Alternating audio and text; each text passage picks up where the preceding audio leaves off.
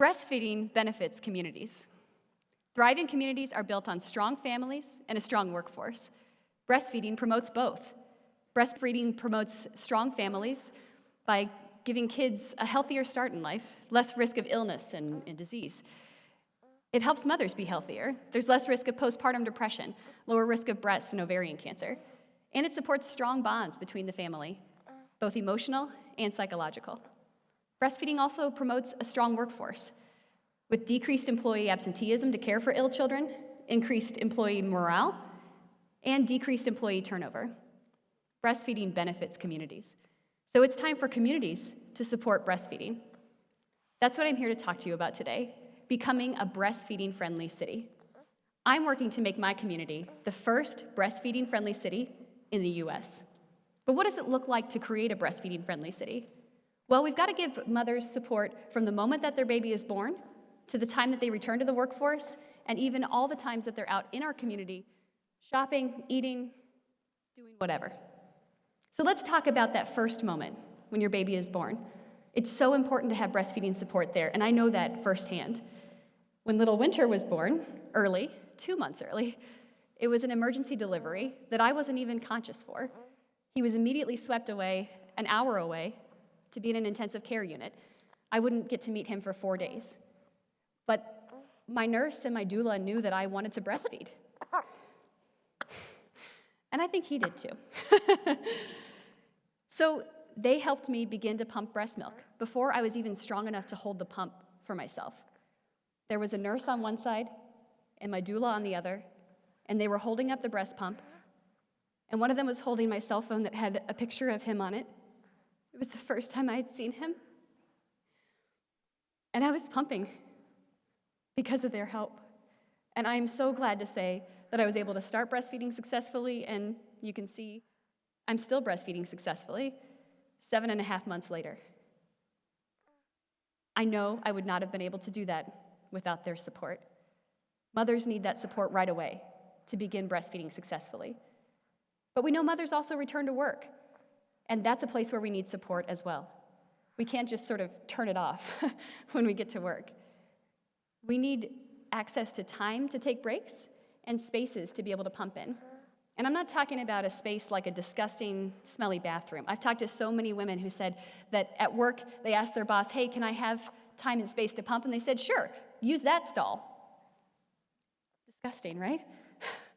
They're pumping breast milk in a bathroom. Wait, let me rephrase that. They're preparing the most nutritious food they can for their baby on top of a toilet.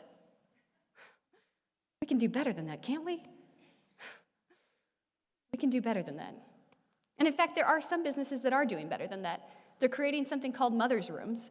And these are places that are private. And that's a really important part of this.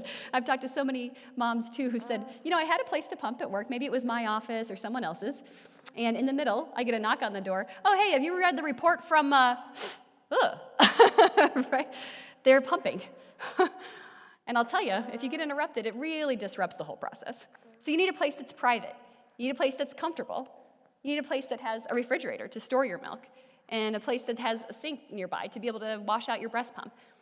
And there's a business here in my community that's doing that. They've created mother's rooms. In fact, they're so popular, there's such a need for this, that they had to create an electronic scheduling system just to make sure everyone who needed it got access.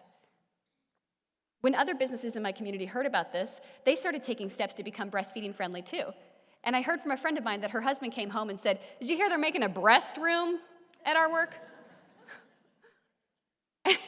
Another man that he worked with was so also impressed by this that he came over and said, you know they're making a breast room? Yeah, I already heard about that. Yeah, I heard that they're making a physical space so that women who want to provide optimum nutrition to their kids can have a place to perform a biological function. Yeah, I heard about that. They made a breast room. They made a mothering room.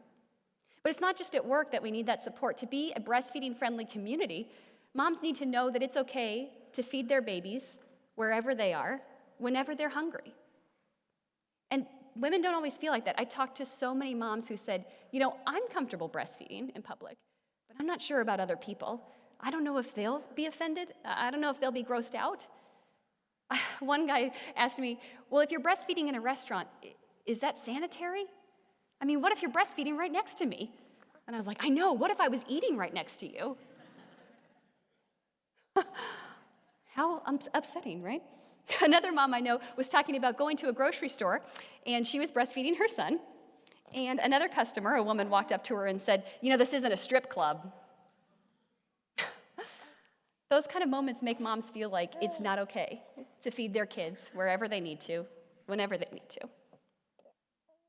So as a community, we can become breastfeeding friendly, not just at our hospitals, not just in our workplaces, but in every place that we are in our community, in our restaurants, in our places of worship, in our parks, in our shops. In fact, actually, some places in my community are already creating this welcoming sense, this breastfeeding-friendly environment.